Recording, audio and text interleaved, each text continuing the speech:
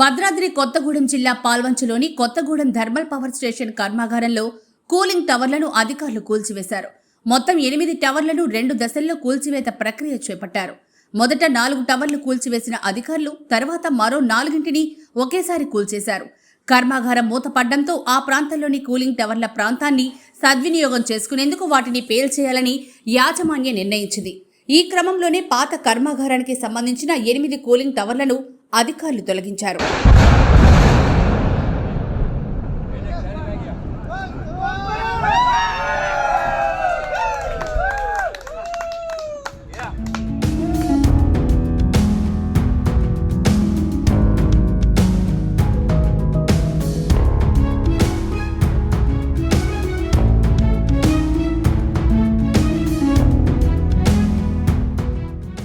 పాత కర్మాగారానికి సంబంధించిన కూల్చివేత, అందులోని మెటీరియల్ను తీసుకునే విధంగా ముంబైకి చెందిన సంస్థ 465 కోట్లకు టెండర్ను దక్కించుకొని పనులు చేస్తోంది.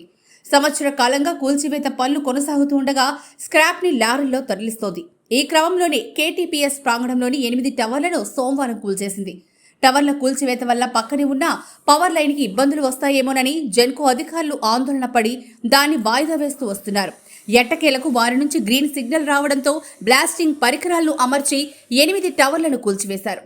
టవర్లు పేల్చిన సమయంలో పరిసర ప్రాంతాల్లో అలర్ట్ ప్రకటించారు. ఎలాంటి అవాంఛనీయ ఘటనలు చోటు చేసుకోకుండా అప్రమత్తం చేశారు.